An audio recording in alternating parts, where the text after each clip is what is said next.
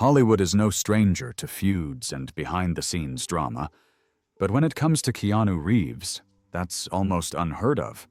He's built a reputation as one of the nicest, most professional actors in the industry.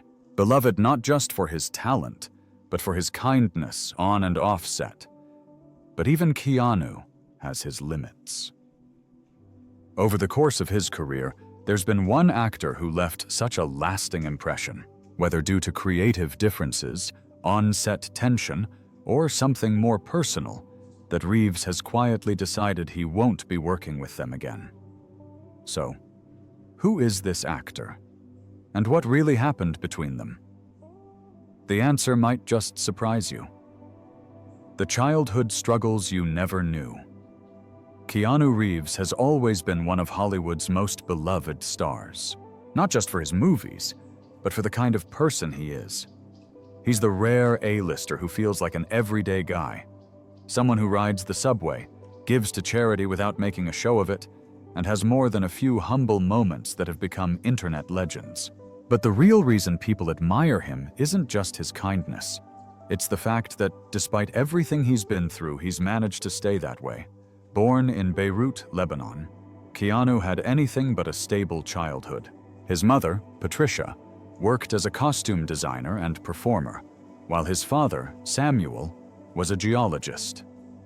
His family tree was a mix of English, Chinese, Portuguese, and Hawaiian heritage. But his father wasn't in the picture for long. When Keanu was just 3 years old, Samuel left the family, and Patricia was left to raise him and his younger sister on her own. Life became a whirlwind of moves.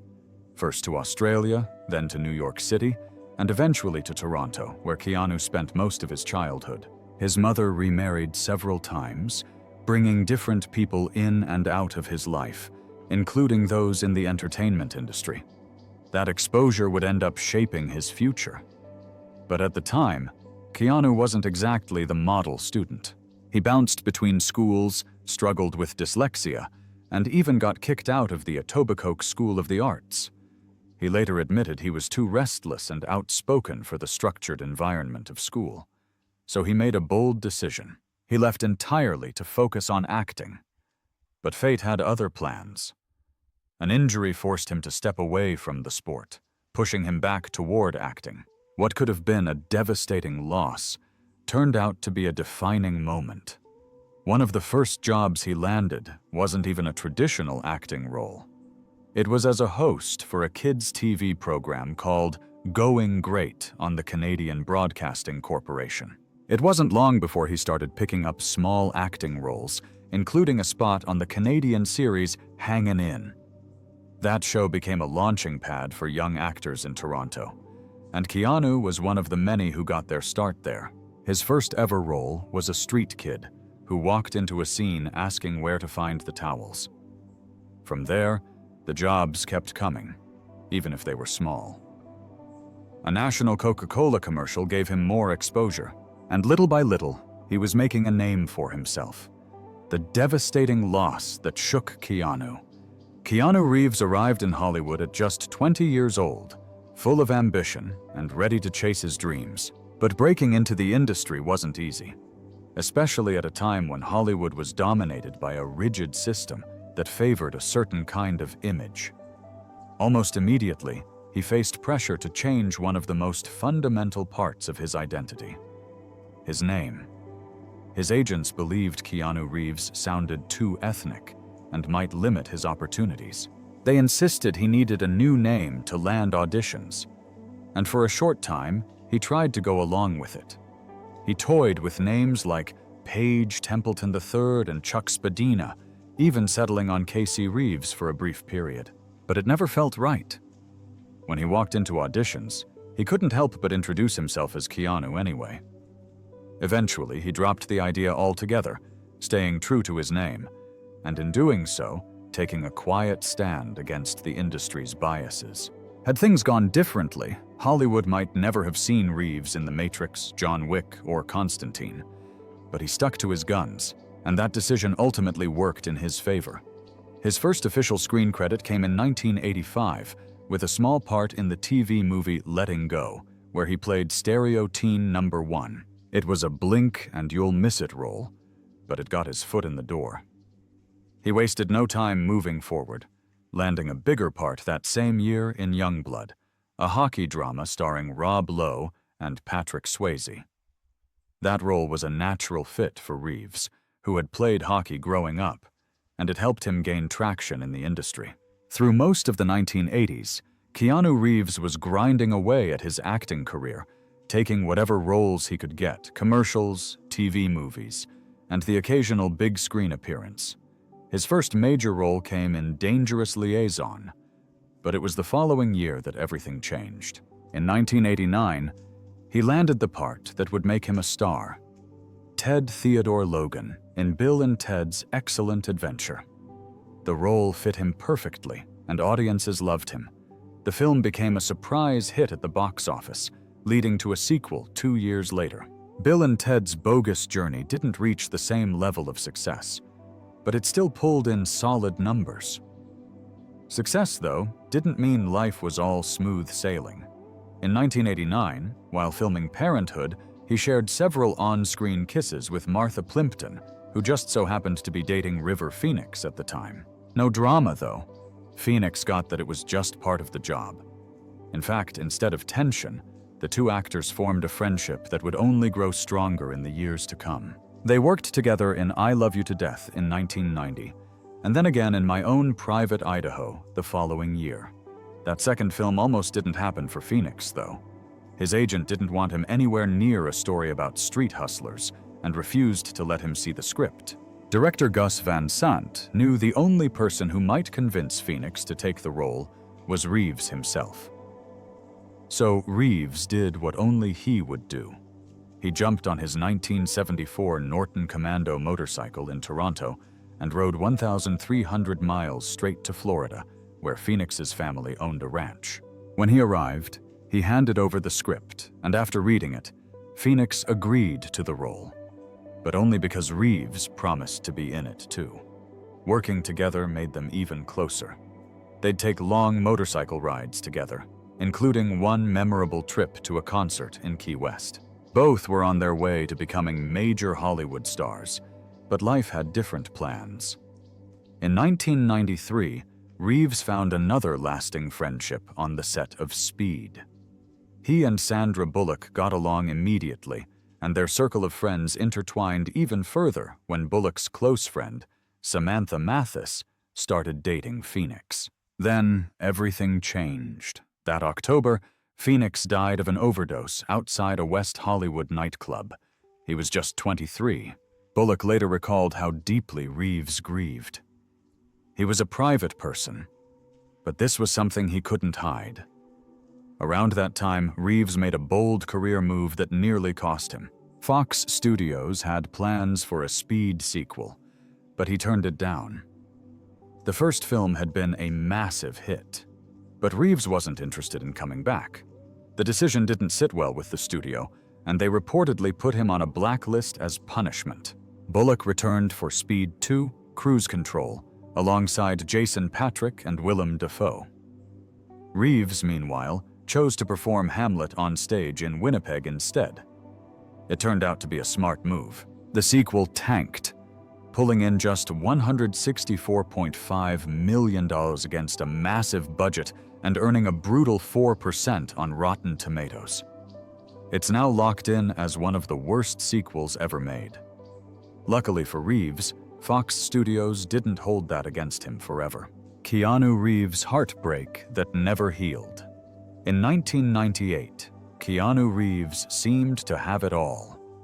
His career was about to skyrocket with a sci-fi action movie that would redefine the genre. He was playing bass in his rock band, Dog Star, and on top of it all, he had just met someone who felt like the perfect match. Jennifer Syme, an actress and former assistant to director David Lynch, had attended a party for his band, and the connection between them was instant. A few months later, their whirlwind romance took an exciting turn. Syme was pregnant. They were thrilled, ready to welcome their daughter into the world. But just when everything seemed perfect, tragedy struck. On Christmas Eve in 1999, Syme, 8 months pregnant, gave birth to a stillborn baby. The devastation was unimaginable. The grief that followed became too much for them to bear together. And within weeks, their relationship fell apart. Reeves carried that loss with him, never quite letting it go. Less than 2 years later, more heartbreak followed. In April 2001, Syme attended a party at Marilyn Manson's house. A friend had driven her home safely, but for reasons unknown, she later decided to get behind the wheel again. She never made it back to the party. While driving under the influence, she lost control of her car and crashed into 3 parked vehicles. The impact threw her from the car, and she died instantly. Reeves, always private, never spoke directly about losing Syme. But there were glimpses of his grief in his work, particularly in his portrayal of John Wick. He once reflected on how his own life experiences shaped the character, saying that grief and loss never truly go away. They linger, becoming part of a person. Losing both his daughter and Syme changed Reeves forever, but it didn't stop him from moving forward. Years later, he found love again with artist Alexandra Grant, and they've been going strong since 2011. Why Keanu Reeves is Hollywood's most beloved star. Keanu Reeves has been in the game for 40 years, leaving his mark on some of the most unforgettable films of his time. And somehow, this quiet, almost mysterious figure has aged so well that some might say a little too well. He's been called the internet's boyfriend, turned into countless memes, and yet there's something about him that makes him stand apart from every other Hollywood star. The truth is, there's no single reason why Reeves became a pop culture phenomenon. His rise is the result of a unique combination of personality, career choices, and pure circumstance, all of which have made him one of the most beloved figures in Hollywood. Like any actor, Reeves has had hits and misses.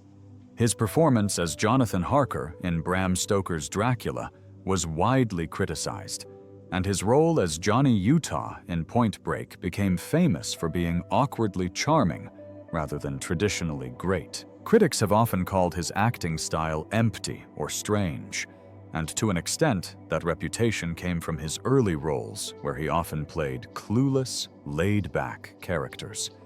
And yet somehow, that very same acting style has worked in his favor. He has both impressed and frustrated audiences, sometimes in the same movie.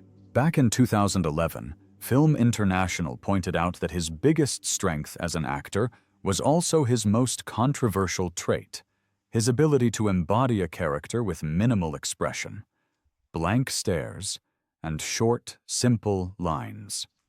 Over time, audiences started to reevaluate his older performances. The New Yorker even noted that the quirks of his acting style were beginning to be seen more positively. Meanwhile, filmmakers learned to work with him rather than against him, using his natural presence instead of forcing him into traditional performances.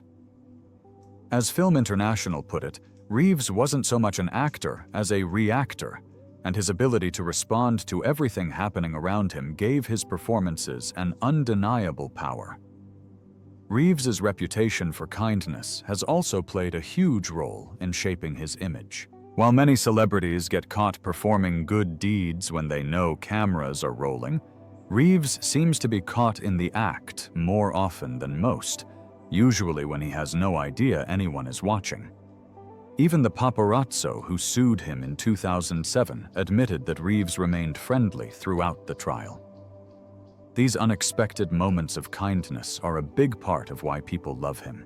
In 2011, a video caught him on the subway, casually giving up his seat for a woman.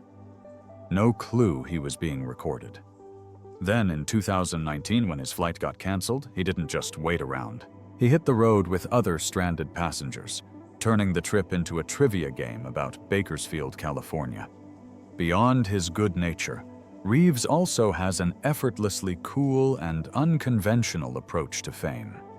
His unique, sometimes unintentional fashion choices even earned him the title of Prince of Grunge from GQ UK, as many of his signature looks became trends years after he first wore them. Unlike many Hollywood stars, he never seemed interested in the glamorous lifestyle. In 2006, he described himself as having a wandering life, moving from place to place because settling down didn't feel right. His rejection of traditional celebrity behavior was evident in his career choices too.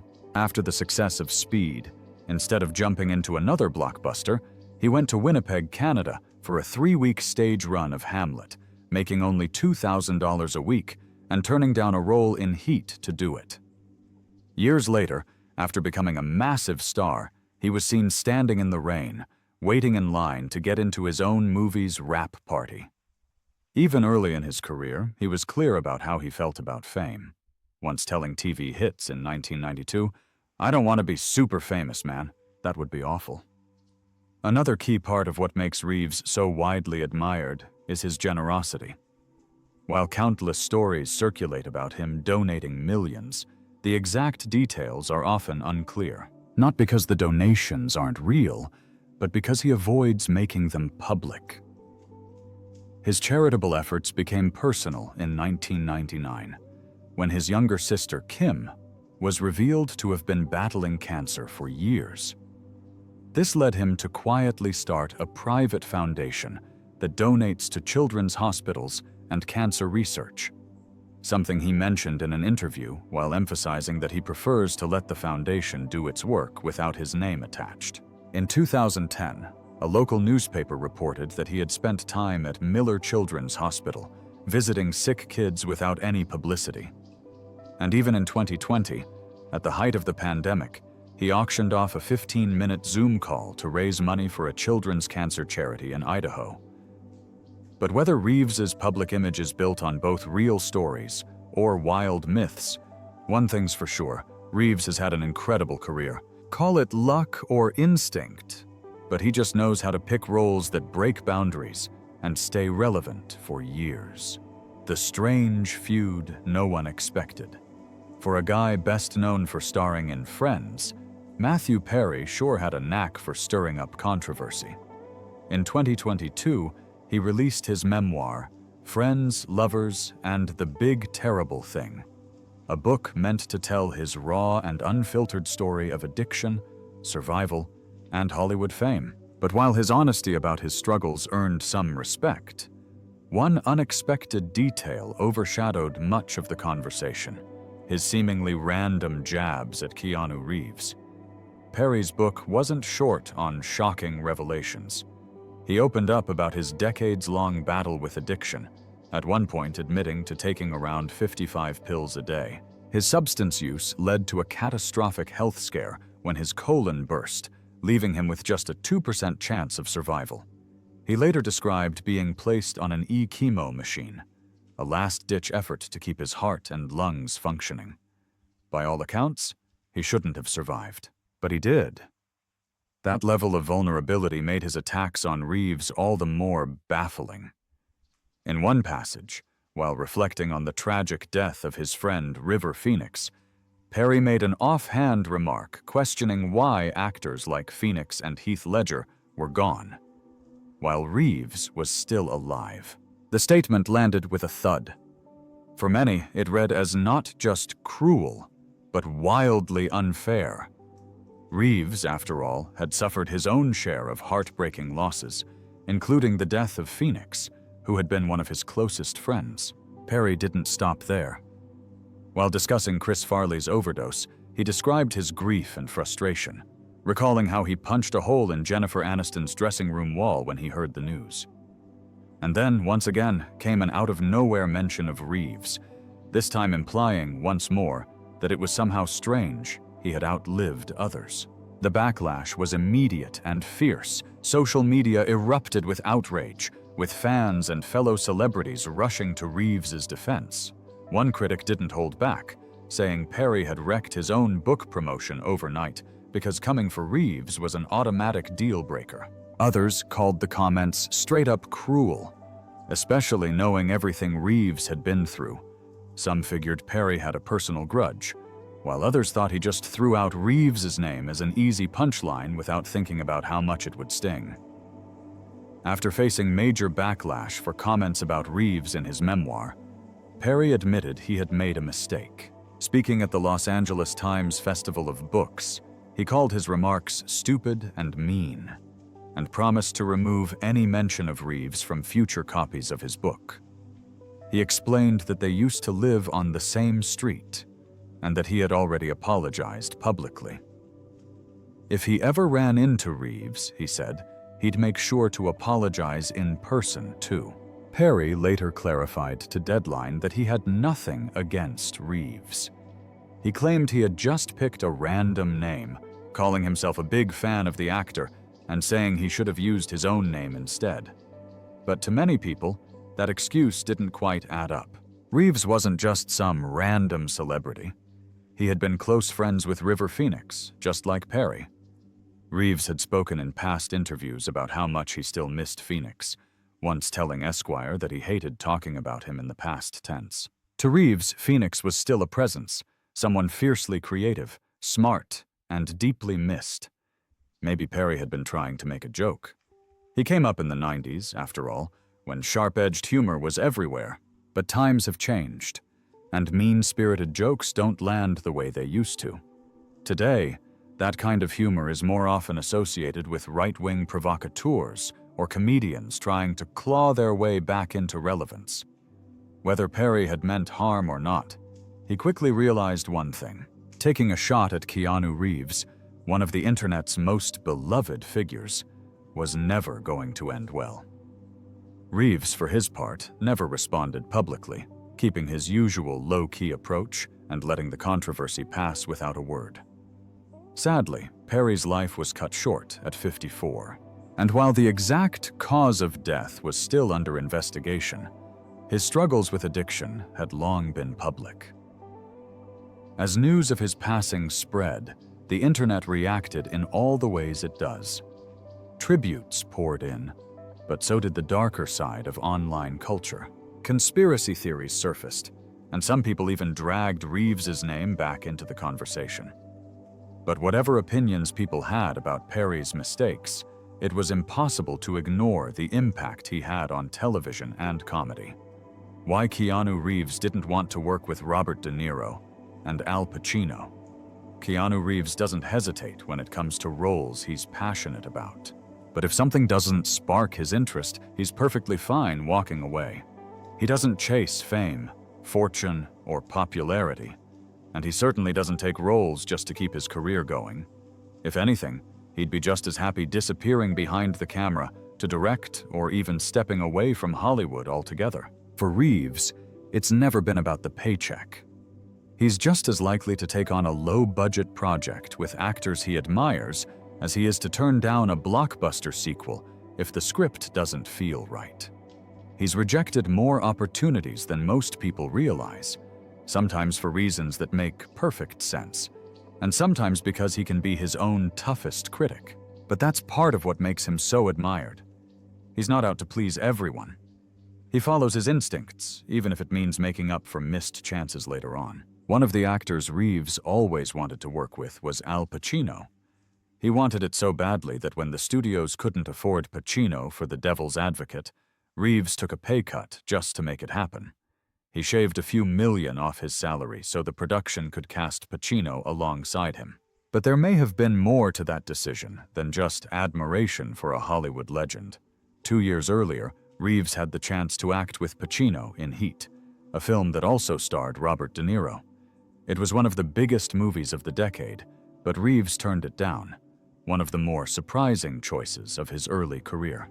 At the time, he was just coming off Bram Stoker's Dracula and had skyrocketed to fame with Speed. Most actors in his position would have jumped at the opportunity, but Reeves had other plans. Instead of starring in Heat, he spent a month performing Hamlet on stage at Canada's Manitoba Theatre Centre. That decision was pure Reeves. He had already committed to the production before Heat was even casting, and by the time he was filming Speed in 1993, he was studying Shakespeare in between takes. It wasn't just a phase either. He had played a role in Kenneth Branagh's Much Ado About Nothing the same year Speed started shooting, and his love for Shakespeare ran deep. Reeves once described Shakespeare's work as something that felt like a code, something that, when spoken with breath and feeling, became consuming, powerful, and freeing all at once. His passion for it wasn't new either.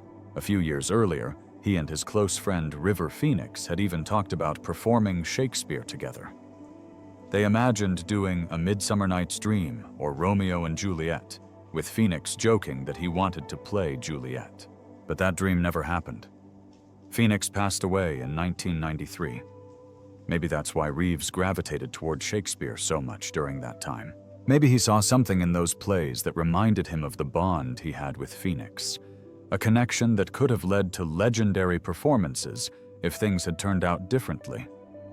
And maybe, when he turned down Heat, he saw how close Pacino and De Niro were, and thought about what his friendship with Phoenix could have been if life had played out another way. But who knows what really went through his mind? Whether Reeves took the devil's advocate as a way to make up for missing Heat is anyone's guess. But in the end, he got what he wanted, a chance to work with Pacino. The production wasn't smooth, though. Filming ran into all sorts of problems, from crew members getting fired to delays caused by Pacino's frequent tardiness. Reeves himself struggled with the role, and the director wasn't exactly well liked. Despite the chaos, the film still made $153 million. By comparison, Heat pulled in $187.4 million. On paper, it might seem like Reeves made the wrong choice, but he never second-guessed his decision. If anything, he proved that his instincts were worth trusting. His Hamlet performance earned strong reviews, and considering how challenging that role is, that's no small achievement. In the end, he did what he always does, followed his own path. No matter where it led, Keanu Reeves is still redefining his career. Keanu Reeves turned 60 on September 2nd, 2024, and you'd never guess it just by looking at him. He still has that ageless, laid-back charm, and if history says anything, that's not changing anytime soon. Slowing down isn't even in his vocabulary. While plenty of people his age start taking it easy, Reeves is busier than ever, juggling more projects than most. Music is still a big part of his life, and he continues to play with Dog Star, the band he's been rocking with since the 90s. Writing remains another creative outlet, with books still coming from his pen. And of course, there's acting, his first love. He made the leap from TV to movies years ago, but he hasn't turned his back on the small screen. Between 2016 and 2018, he returned to television as Tex in Swedish Dicks, and in 2024, he appeared in the second season of Ancient Apocalypse. But when it came to celebrating his 60th birthday, he kept things simple. No over-the-top party, no Hollywood spectacle, just a nice meal at an Italian restaurant. True to form, though, he didn't mind making the night special for others. The entire restaurant staff got their moment with him, posing for pictures with one of the most down-to-earth movie stars in the world. For Keanu Reeves, that's just another day. Thank you for watching. If you enjoyed it, please like, subscribe, comment, and turn on post notifications to stay updated with our latest content.